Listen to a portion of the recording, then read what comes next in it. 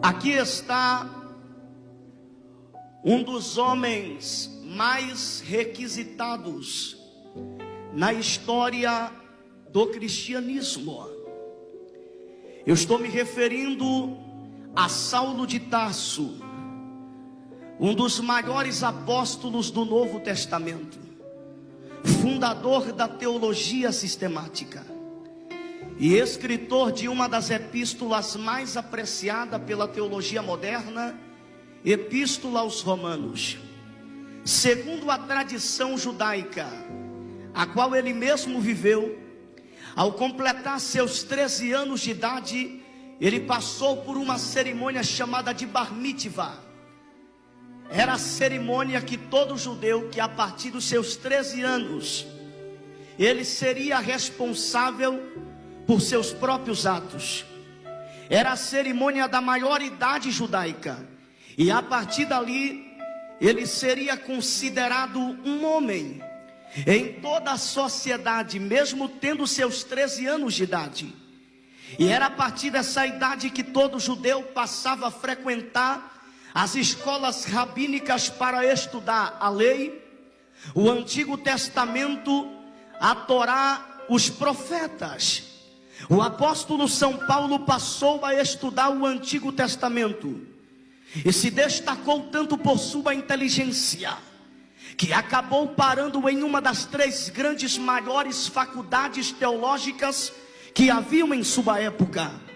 É óbvio que existiam outras escolas teológicas, mas estas são as 3 mais destacadas. A primeira escola teológica é a escola teológica de Shammai, um dos doutores e mestres respeitadíssimo dos 613 preceitos do Antigo Testamento. A segunda escola teológica é a escola teológica de Hillel, que era um teólogo respeitadíssimo também em sua época. E a terceira escola teológica, que apesar de ser uma escola mais nova, mas alcançou o destaque mais notável e mais considerável, é a escola teológica de Gamaliel, que era neto de Hillel. Todo judeu que se formasse ou que se diplomasse na escola teológica de Gamaliel, ele seria considerado na época a qual vivesse um dos maiores intérpretes do Antigo Testamento. A sua agenda estaria lotada para expor a sua habilidade de oratória nas sinagogas da sua época. O apóstolo São Paulo, ele também era poliglota. Ele falava os idiomas existentes da época, como o hebraico, o grego, o aramaico, e alguns especificam o siríaco, entre outros idiomas. Era de família nobre, e por sua inteligência, e por ser sábio, e por se despontar e se destacar mais do que alguns doutores e mestres que haviam em sua época, ele recebeu por voto comum uma cadeira no sinédrio das 71 que existiam além da dele. Uma das provas bíblicas que mostram que Paulo, ele teve assento no sinédrio, é quando o texto diz que Paulo consentiu na morte de Estevão. Por que consentiu? Porque o sinédrio não tomava a decisão de matar alguém sem o consentimento dos 72 membros da corte. O sinédrio, ele era o tribunal judaico da época. Todas as decisões dependiam unicamente do voto, do aval, da assinatura do sinédrio. Ninguém casava sem a assinatura do sinédrio. Ninguém se divorciava sem o sinédrio. Ninguém era preso sem o sinédrio. Ninguém era posto em liberdade sem o sinédrio. Sim, senhoras e senhores, foi exatamente Saulo de Tarso, o apóstolo São Paulo, que deu o voto para o assassinato de Estevão.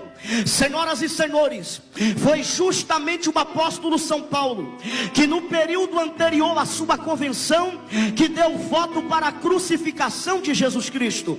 Sabemos que Jesus, ele foi crucificado por inveja de seus opositores e por membros do sinédrio. Quem aqui não se lembra do fariseu Nicodemos, que quando foi ter com Jesus à noite, proferiu tais palavras dizendo: sabemos que tu és mestre vindo de Deus. e que ninguém opera tais sinais que tu fazes se Deus não for contigo, se Deus não for com ele. Você observe que ele usa a terceira pessoa do plural para dizer: sabemos que tu és mestre. Mas Nicodemos havia ido se encontrar à noite com Jesus sozinho. Ele poderia ter utilizado a primeira pessoa do singular para ele se referir a ele mesmo: eu sei que tu és mestre. Mas ele usa a terceira pessoa do plural: sabemos, porque também ele era membro do Sinédrio. Quando eu falo do apóstolo São Paulo, ou Saulo de Tarso, eu estou falando de um dos homens que estava presente em uma das plateias que visualizava Jesus sendo chicoteado. Diz o historiador que ele desejava ter um dos azorregues em suas mãos, um dos chicotes em suas mãos, para ele mesmo executar o ato da penalização. Quando eu falo do apóstolo São Paulo, eu estou falando do maior inimigo declarado do cristianismo. Quando eu falo de Saulo de Tarso, eu estou falando de um dos fariseus mais conceituado do Novo Testamento. Quando eu pesquiso a palavra fariseu, eu fico brabo, doido, quando eu vejo alguém querendo chamar outro de fariseu para lhe atingir, para mexer na sua ferida, e não sabe que fariseu significa mestre da lei, doutor da lei. A palavra fariseu é destacada. Quem gosta de Bíblia aqui? 89 vezes na Bíblia você encontra a palavra fariseu. Os fariseus, eles eram intitulados e chamados pelo título de Assidim. Quando você busca a raiz da palavra Assidim, você vai perceber que significa fiéis de Deus, leais de Deus. Os fariseus eram considerados os homens mais santos da época, de maneira que numa parte do Talmud judaico está escrito que se Deus desse a oportunidade de duas pessoas entrar no céu, uma destas tinha que ser fariseu. Os fariseus usavam filactérios, uma faixa de couro na testa com trechos da lei gravados em hebraico, filactérios por todas as partes do corpo, filactérios nos braços, filactérios nos tornozelos, nas pernas, e eles eram considerados os homens mais santos da época. Quando eu falo de fariseu, eu estou tentando pintar na mente da igreja a maneira a qual o apóstolo São Paulo vivia. Quando eu estou falando de fariseu, eu estou falando de um dos homens mais respeitados na época, era Saulo de Tarso. Olhe para cá, os fariseus eram considerados os homens mais soberbos e arrogantes da época. Saulo de Tarso, a marca e o marco do cristianismo. Olhe para cá, mesmo após a morte e ressurreição de Jesus Cristo, o seu ódio inflamado ainda contra o cristianismo, ainda as portas do seu coração queimava, de maneira que ele ainda continuou perseguindo a igreja.